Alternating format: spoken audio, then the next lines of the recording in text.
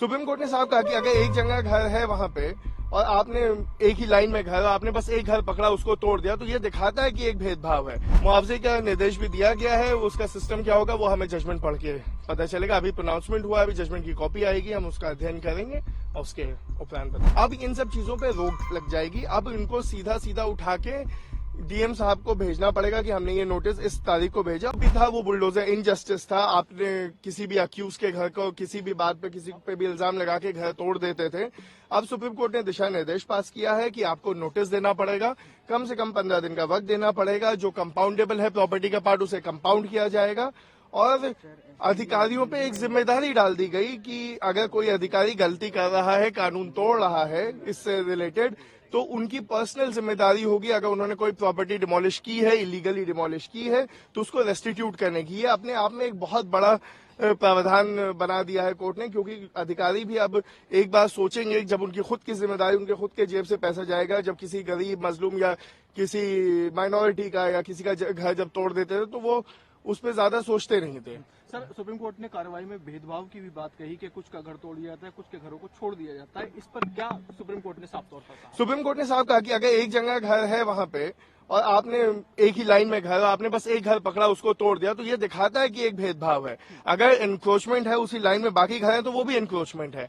तो लॉजिकल यही है कि अगर आप स्टेट हैं, आप बायस नहीं हो सकते किसी के अगेंस्ट, आप पे जिम्मेदारी है कि आप आर्बिट्रेरी नहीं हो सकते, बायस नहीं हो सकते। तो उसके लिए उन्होंने कहा कि अगर एक घर है और आपसे वो तोड़ रहे हो तो वो दिखाएगा कि ये एक आपका बायस है, एक प्रेजुडिस है, एक पर्टिकुलर लोगों के या कम्युनिटी के खिलाफ। जिन लोगों के घर बिना नियमों का पालन किए तोड़े गए, क्या उनको कोई मुआवजा वगैरह देने का निर्देश भी अभी फिलहाल दिया गया है? मुआवजे का निर्देश भी दिया गया है, उसका सिस्टम क्या होगा वो हमें जजमेंट पढ़ के पता चलेगा। अभी प्रोनाउंसमेंट हुआ है, अभी जजमेंट की कॉपी आएगी, हम उसका अध्ययन करेंगे और उसके उपरांत बताएंगे। सुप्रीम कोर्ट का राइट टू शेल्टर जो है वो मौलिक अधिकार है, और क्या टिप्पणी इसको लेकर की है मौलिक? देखिए, सुप्रीम कोर्ट ने यही कहा है कि राइट टू शेल्टर पूरी तरह मौलिक अधिकार है। Right to shelter right to life का हिस्सा है।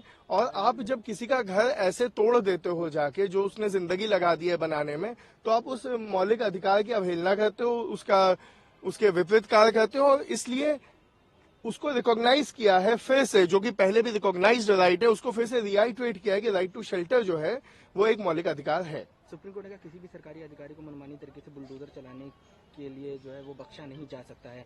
सरकारों की मनमानी को कड़े कानून बनाकर निपटना होगा, ये भी सुप्रीम कोर्ट ने कहा है। जी, एक बार तो सुप्रीम कोर्ट ने ये कहा है कि देखिए, पहले तो जो मैंने पहले भी कहा कि पर्सनल लाइबिलिटी जहां डाल देते हैं आप अधिकारी की, तो इन सब चीजों पे एक रुकावट आ जाएगी। साथ ही साथ हमारा केस था कि आप नोटिस भेजते नहीं है। मेरा क्लाइंट गणेश गुप्ता था, जिसका जहांगीरपुरी में जूस शॉप को डिमोलिश किया गया था।